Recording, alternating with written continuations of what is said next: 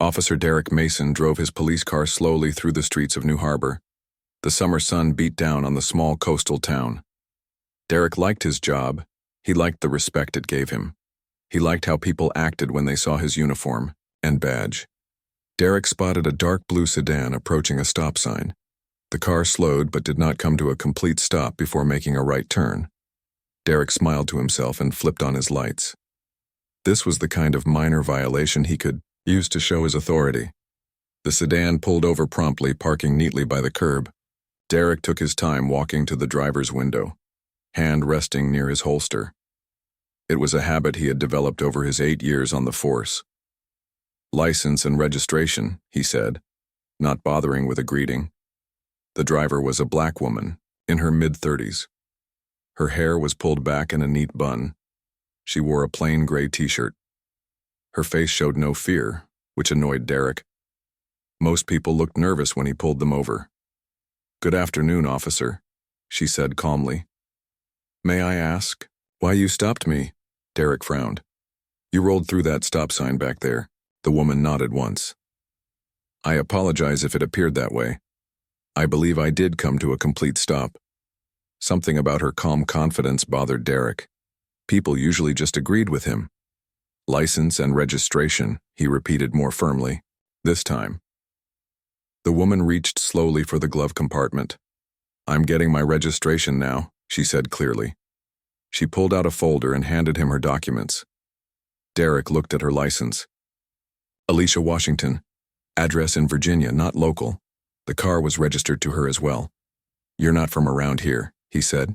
It wasn't a question. "No, sir. I'm visiting family for a reunion." "And where are you coming from, Ms. Washington?" Alicia paused for just a moment. "From Virginia. I work for the government." Derek raised an eyebrow. "Government work, huh? What kind?" "Military," she said simply. Derek laughed. "Right. And I'm the Secretary of Defense." Alicia said nothing, just watched him with those steady eyes. Derek felt a strange unease. He didn't like how she looked at him, like she was assessing him. "Step out of the car, please," he said. "May I ask why that's necessary?" "I've provided my identification for a rolling stop." "Step out of the car now," Derek said loudly. His hand moved to his holster again. "I smell something suspicious." This was a lie. There was no smell. The car was clean. But Derek wanted to see this woman lose her cool. He wanted to remind her who had the power here. Alicia sighed softly. "Officer, there's nothing suspicious in my vehicle. I'd prefer to stay seated unless you have a valid reason for me to exit." Derek's face grew hot with anger. "I gave you an order. Get out now or I'll add resisting an officer to your charges." Alicia looked at him for a long moment. Then she unbuckled her seatbelt. "I'm exiting the vehicle," she announced clearly. She stepped out, standing straight. She was shorter than Derek expected, maybe 5'6", but she stood with perfect posture. "Turn around and place your hands on the roof," Derek ordered. "Officer Mason," she said, reading his name tag. "This seems excessive for a traffic violation." "Do it now," he shouted. A few people walking on the sidewalk stopped to watch. Derek noticed one person had taken out their phone. He didn't care. He was following procedure as he saw it. Alicia turned and placed her hands on the roof of her car. Derek patted her down roughly, finding nothing. He then walked around her car, looking in the windows. "I'm going to search your vehicle," he announced. "You don't have my consent to search my vehicle," Alicia said firmly.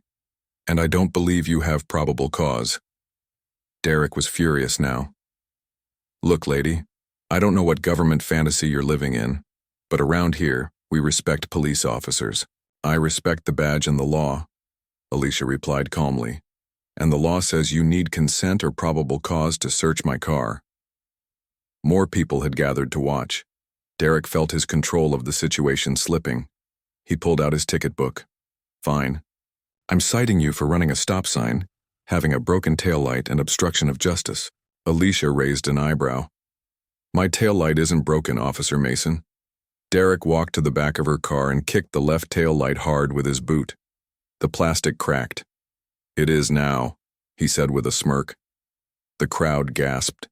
Someone shouted, "Hey, you can't do that!" Derek ignored them and wrote the tickets. He thrust the paper at Alicia. "Sign here. It's not an admission of guilt, just confirmation you received the ticket." Alicia took the paper. Her expression didn't change, but something in her eyes made Derek step back involuntarily. "I'll sign this," she said, "and I'll be contesting these charges." "Good luck with that," Derek laughed.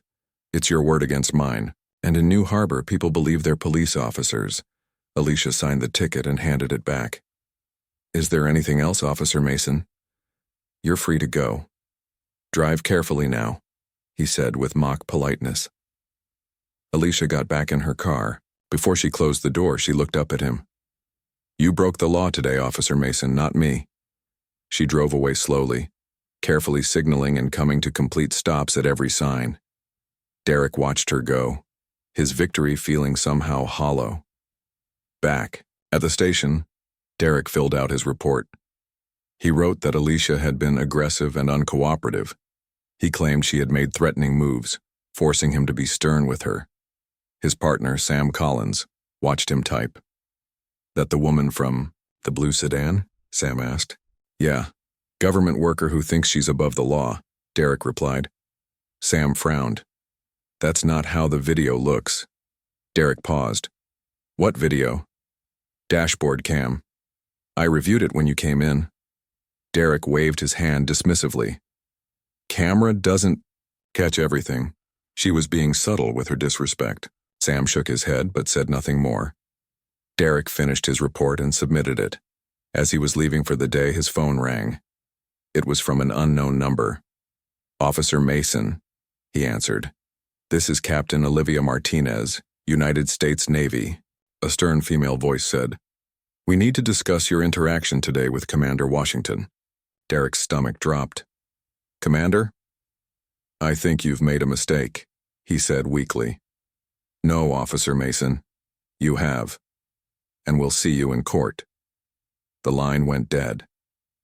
Derek stood frozen, a cold feeling washing over him as he wondered just who Alicia Washington really was.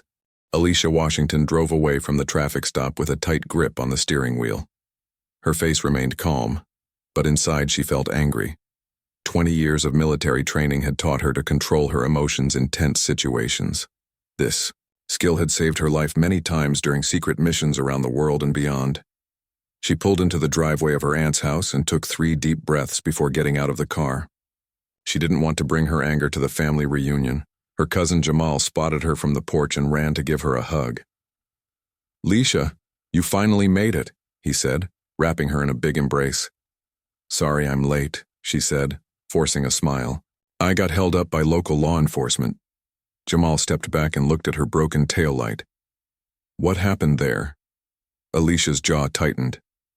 "The officer broke it himself, then gave me a ticket for having a broken taillight." "What? Are you serious?" Jamal looked shocked. "Did you get his name?" "Derek Mason," Alicia said. "And yes, I plan to do something about it." Inside the house, her family greeted her warmly. Her Aunt Helen had prepared all her favorite foods. For a few hours, Alicia tried to enjoy being with her family. She hadn't seen them in nearly a year. Her work kept her away from home for long periods, and she couldn't tell them much about what she did. After dinner, Alicia went to the guest room and closed the door. She took out her secure phone and dialed a number only a handful of people in the world knew. "Captain Martinez," answered a firm voice. "It's Washington, ma'am. I need to report an incident." Alicia explained what had happened with Officer Mason. She described how he had lied about her rolling through the stop sign, broken her taillight on purpose, and written her unfair tickets. "This isn't the first time something like this has happened to me," Alicia said. "But this time I have the means to fight back. I want to take this to court." Captain Olivia Martinez was silent for a moment. "You know this complicates things. Commander, your position with the team is still classified. Going to court might expose details we can't make public." "I understand that, ma'am. But I can't let this stand. If he did this to me, he's doing it to others who can't defend themselves." Captain Martinez sighed. Send me all the details. I'll make some calls. In the meantime, be careful. Don't tell anyone who you really are. Understood, ma'am. Thank you. After ending the call, Alicia wrote down everything that had happened while it was fresh in her mind. She noted the exact time, the officer's words and actions, and the witnesses who had been present. Her military training had taught her to record details accurately. The next morning, she took her car to get the tail light fixed. The mechanic shook his head when she told him what happened. Officer Mason has a reputation around here, he said quietly as he worked, especially with people of color, but nobody challenges him because his uncle is the police chief. Alicia thanked him for the information and paid for the repair. On her way back to her aunt's house, her secure phone rang. Washington, she answered. Commander, this is Captain Martinez. I've spoken with Admiral Jackson. He agrees this situation needs to be addressed, but carefully. The Admiral has authorized limited disclosure of your military status if necessary for court proceedings. Thank you, ma'am. I've also contacted a lawyer in New Harbor. His name is Gary Peters. He's a former JAG officer and can be trusted. He'll meet you today at 1400 hours at his office downtown. Alicia felt relief wash over her. She wasn't alone in this fight. At the lawyer's office, Gary Peters turned out to be a serious man in his 50s with kind eyes and a firm handshake. Commander Washington, it's an honor to meet you, he said, closing his office door. Captain Martinez briefed me on your situation and your unique position. Alicia nodded. How should we proceed? First, I've requested the dashboard camera footage from your traffic stop, Gary said. Officer Mason doesn't know it yet, but his actions were recorded. The problem is getting access to that footage before it mysteriously disappears. Can they do that? Alicia asked. They shouldn't, but it happens, Gary replied. I've already filed an emergency motion to preserve evidence. A judge signed it this morning. Gary opened a folder on his desk. I've also been looking into Officer Mason's history. This isn't his first complaint, but so far everyone has been too intimidated to press charges or go to court. Meanwhile, Derek Mason sat in the office of Police Chief Bill Mason, his uncle. The older man paced behind his desk, his face red with anger. Do you have any idea who you messed with yesterday? Chief Mason shouted. Any idea at all? Derek looked confused. Some government worker who was disrespecting me. Chief Mason slammed a folder on the desk. That government worker is Commander Alicia Washington of the United States Navy. And not just any commander. She's part of something so classified I can't even get information about it. Derek swallowed hard. So what? She still broke the law. Did she? Chief Mason glared at his nephew. Because I watched the dashboard cam footage. She came to a complete stop at that sign, and I saw you break her taillight. Derek's face paled.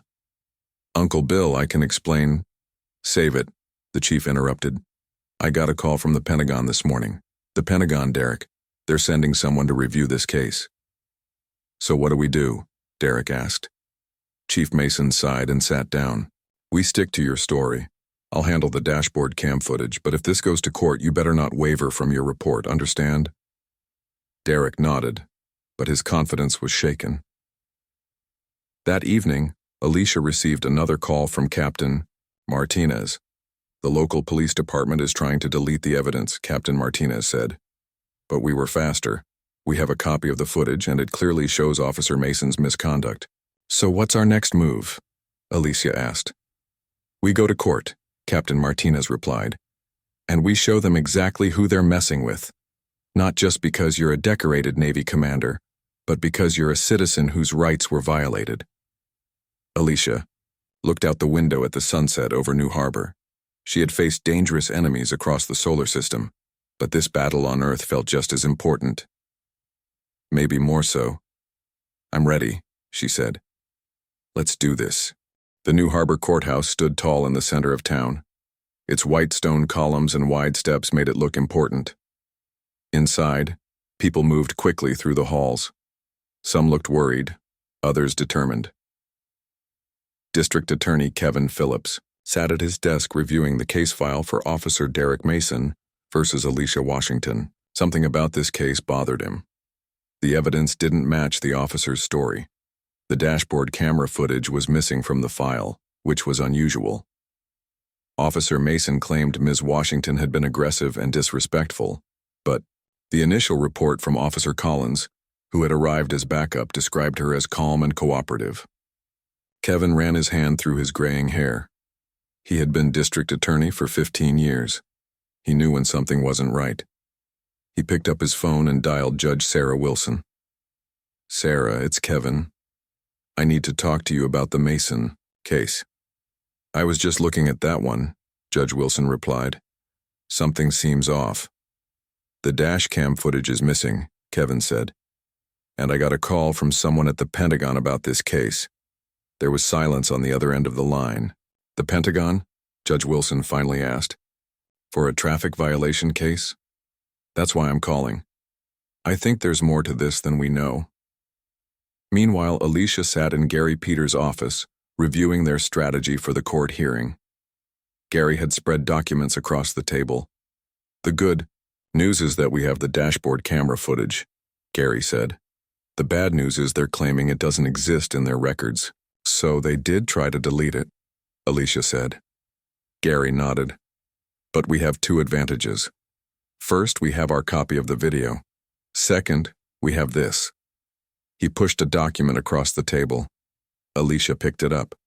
It was a statement from Officer Sam Collins. "Officer Collins is willing to testify that Mason's report doesn't match what happened?" Alicia asked, surprised. "He's taking a big risk," Gary said. "But he said he's tired of watching Mason abuse his power." Alicia felt a surge of respect for Officer Collins. It took courage to stand up against your own. Across town, Derek Mason paced in his uncle's office. "What do you mean Collins might testify against me?" he shouted. Chief Mason glared at his nephew. "Lower your voice, the walls have ears." "This is insane," Derek said, quieter now but still angry. "She disrespected me. She questioned my authority." "Is that what really happened?" Chief Mason asked. "Mason, because I talked to Collins, he said she was respectful the whole time. He said you broke her tail light on purpose." Derek's face flushed red. "So what if I did? People need to learn respect." Chief Mason slammed his fist on the desk.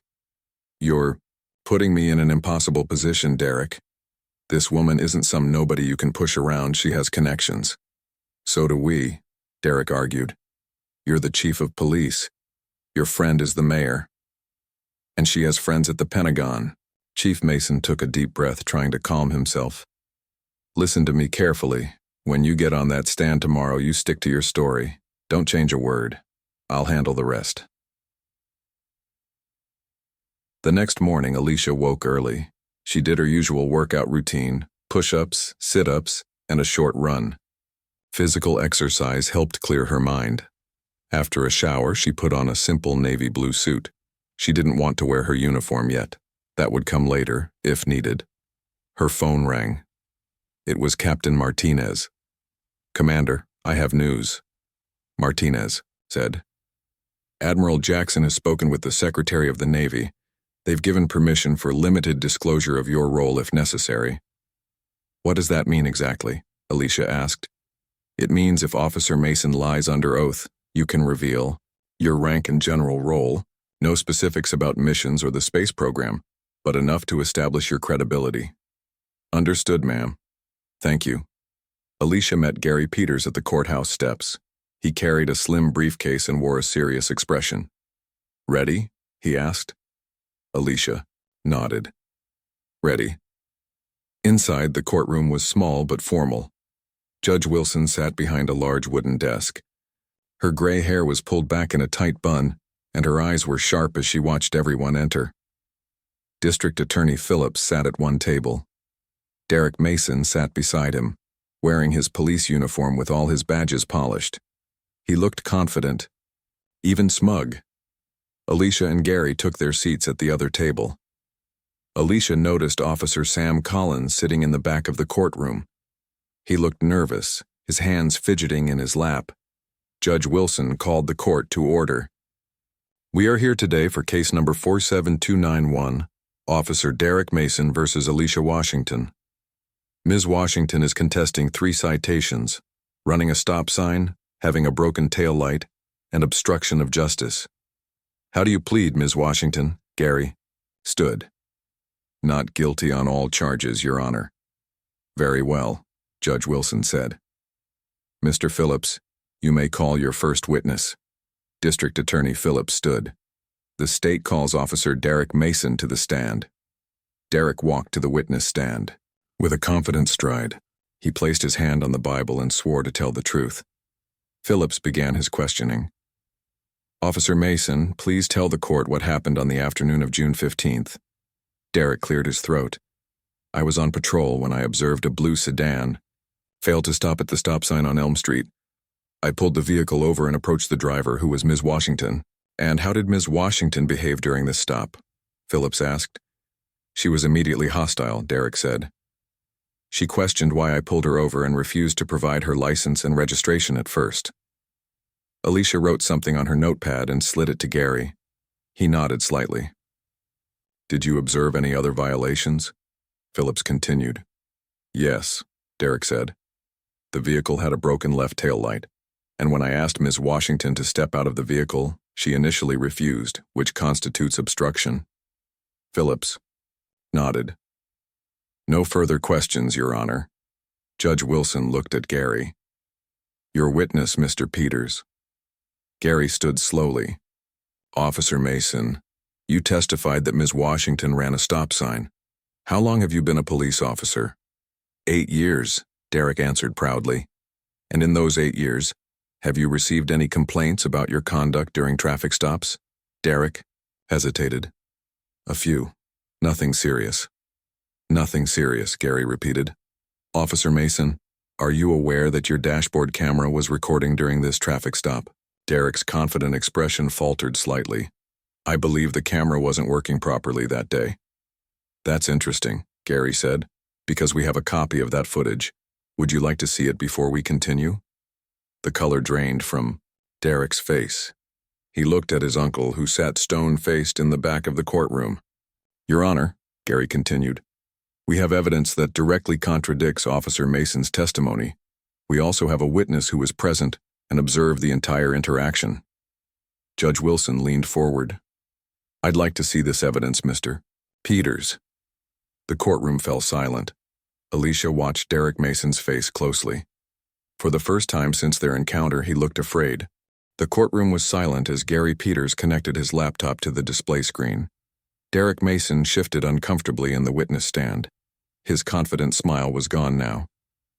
Your Honor, I'd like to present Exhibit A, the dashboard camera footage, from Officer Mason's patrol car on the day in question, Gary said.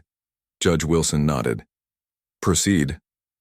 The screen lit up, showing a clear view of the road from Officer Mason's patrol car. Everyone watched as Alicia's blue sedan approached the stop sign. The car came to a complete stop for 3 seconds before making a right turn. Murmurs spread through the courtroom. Judge Wilson tapped her gavel once, and the room fell silent again. Officer Mason, Gary said, would you like to revise your statement about Ms. Washington running the stop sign? Derek's face had turned pale. The camera angle might be misleading, he said weakly. Let's continue with the video, Gary suggested. The footage showed Derek approaching Alicia's car. The audio was clear enough that everyone could hear their conversation. Alicia's responses were calm and respectful. There was no sign of the hostility Derek had described in his testimony. Then came the moment when Derek ordered Alicia out of the car. The video showed him walking to the back of her vehicle and deliberately kicking the taillight until it broke. Gasps filled the courtroom. Judge Wilson's face darkened with anger.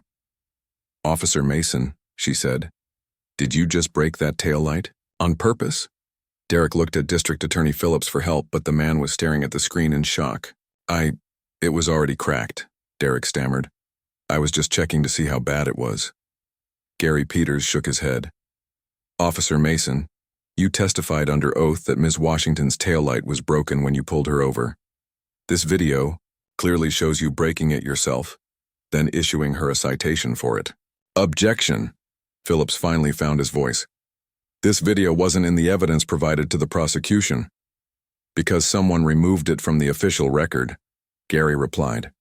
Fortunately, we obtained a copy from another source. Judge Wilson looked at Phillips. Was this evidence deliberately withheld, Mr. Phillips? No, Your Honor, I was told the camera wasn't working that day. And who told you that? Phillips hesitated. Chief Mason. All eyes turned to the back of the courtroom, where Chief Mason sat with a stony expression. Your Honor, Gary continued, we'd like to call our next witness, Officer Sam Collins. Derek's eyes widened as his partner walked to the witness stand. After being sworn in, Sam Collins sat down, avoiding Derek's angry glare. Officer Collins, Gary began, you were Officer Mason's partner on the day in question, correct? Yes, sir, Sam replied. I arrived at the scene as backup after Officer Mason had already made the stop. And what did you observe? Sam took a deep breath. I saw Officer Mason being unnecessarily aggressive with Ms. Washington. She remained calm and respectful throughout the encounter. Did you see Officer Mason damage Ms. Washington's vehicle? Yes, sir. He kicked her tail light until it broke, then wrote her a ticket for it. Has Officer Mason done similar things in the past? Sam hesitated, then nodded. Yes. There have been several incidents where he's targeted drivers, especially people of color, with unfair treatments. And why haven't you reported this before? I tried once, Sam said quietly. The complaint disappeared, and I was told by Chief Mason that being a good partner means having loyalty. The courtroom was completely silent now. Derek stared at the floor, his face red with anger and shame. No further questions, Your Honor, Gary said. Judge Wilson turned to Phillips.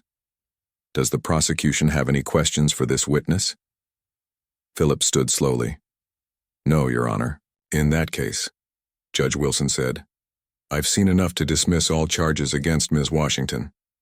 She turned to Derek. Officer Mason, you will remain in this courtroom after we conclude. There will be a separate hearing regarding your conduct and potential criminal charges for destruction of property, filing false reports, and perjury.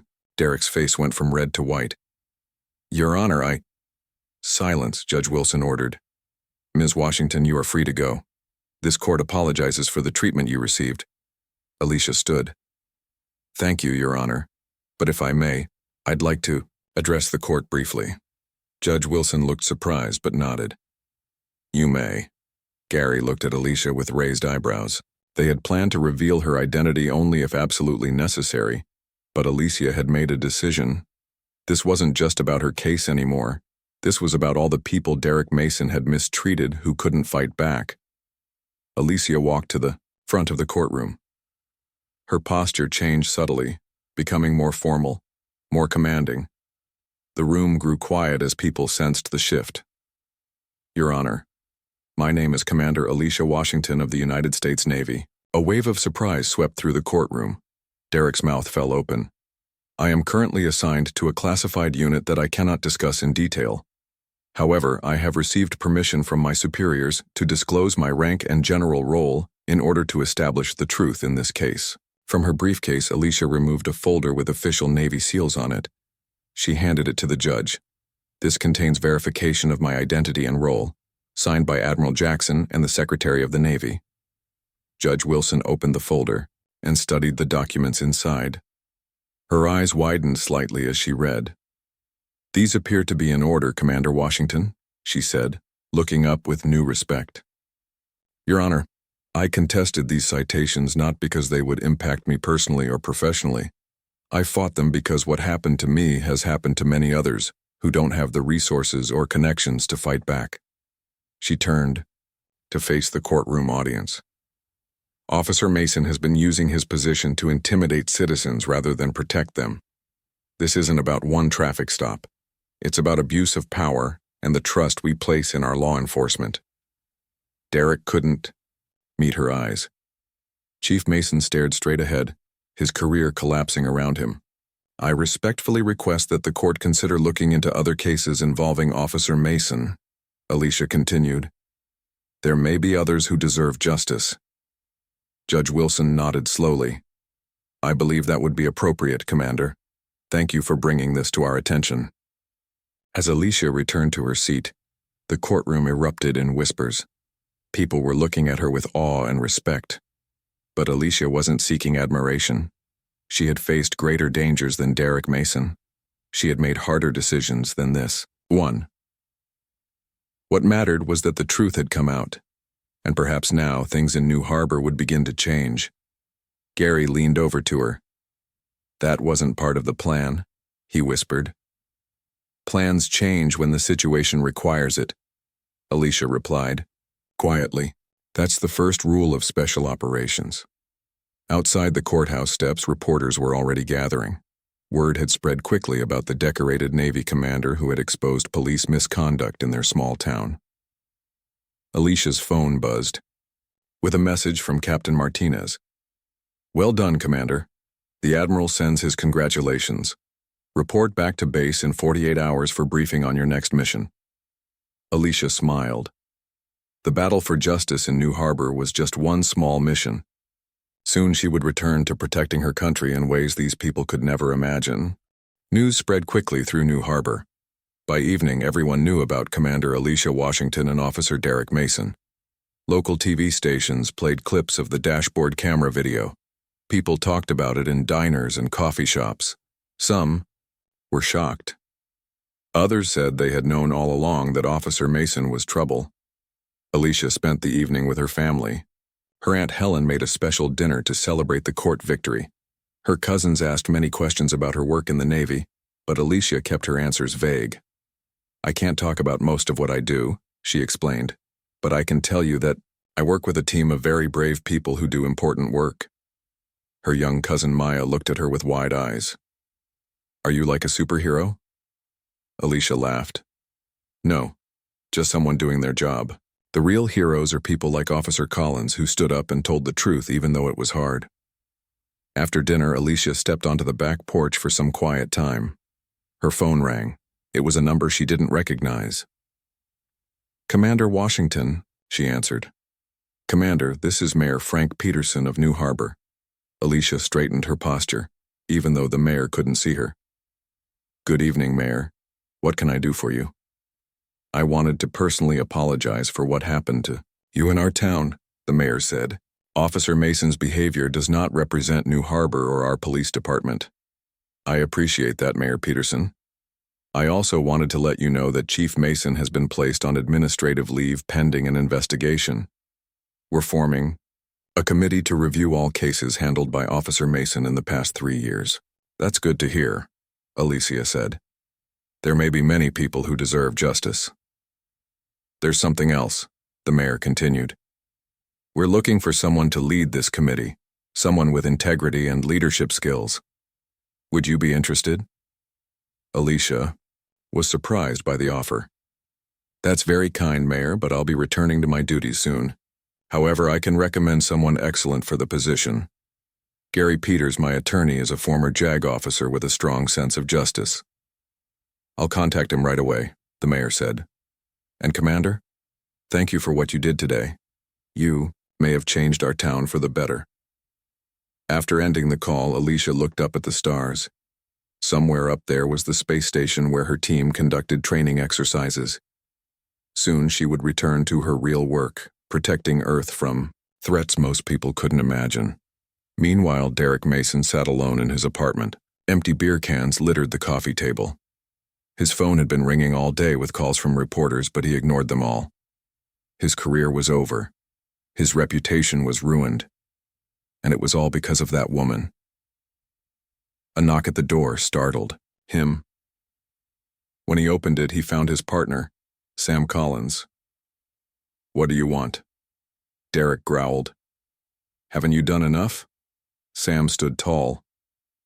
"I came to say I'm not sorry for telling the truth. I should have done it a long time ago." "You betrayed me," Derek said. "We were partners." "No, you betrayed your badge," Sam replied. "You swore to protect and serve, not to bully and harass. That woman could have ended your career the moment you pulled her over. Do you realize that? She's not just any Navy commander. She's special. Forces, Derek. One call from her and you'd have been finished. But she chose to fight fair through the system." Derek had no answer. He closed the door in Sam's face and returned to his couch. The next morning, Alicia met with Gary Peters one last time before leaving town. "The mayor called me about leading the review committee," Gary said. "I accepted the position." "Good," Alicia smiled. "You'll do a great job." "I've already started looking into Officer Mason's past cases," Gary continued. "We've found at least 30 incidents that look suspicious, most involving people of color who couldn't afford proper legal representation." "Can those cases be reopened?" "Many of them can," Gary nodded. "Judge Wilson is on board. She's furious about what happened." "And Chief Mason?" Alicia asked.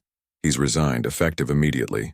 The mayor is conducting a national search for a new police chief, someone with a track record of community policing and accountability." Alicia felt satisfied. Her stand against injustice had created a ripple effect that would help many others. "What about you, Commander?" Gary asked. "Back to saving the world?" Alicia smiled mysteriously. "Something like that." She shook his hand and thanked him for his help. Then she drove to a private airfield outside town where a sleek black helicopter waited. Captain Martinez stood beside it. "Commander Washington." Martinez greeted her with a salute. "Ready to get back to work?" Alicia returned the salute. "Yes, ma'am." "Good. We have a situation developing that requires your team's unique skills." They boarded the helicopter, which took off quickly and headed east toward the coast. Once they were airborne, Captain Martinez handed Alicia a tablet with classified information. "3 days ago, our Deep Space Monitoring Station detected an anomaly near Jupiter's moon Europa," Martinez explained. "The signal pattern matches what your team encountered during the Titan mission last year." Alicia studied the data, her mind shifting from small-town justice to the vastness of space and the threats that lurked there. "Has the public been told anything?" she asked. "No." Martinez shook her head. "As far as the world knows, we're still alone in the solar system, and we'd like to keep it that way for now." The helicopter landed at a military base where a transport plane was waiting. Within hours, Alicia would be at the space launch facility, preparing to rejoin her team on the orbital station. Back in New Harbor, life was changing. Derek Mason had been formally charged with misconduct, perjury, and destruction of property. Chief Mason's replacement was promising a new era of transparency and fair policing. Gary Peters had begun reviewing old cases, starting with those most likely to show bias. And the story of Commander Washington had inspired others to stand up against injustice. Maya, Alicia's young cousin, had written a school essay about her, brave relative who fought for truth and justice both in court and on secret missions for the Navy.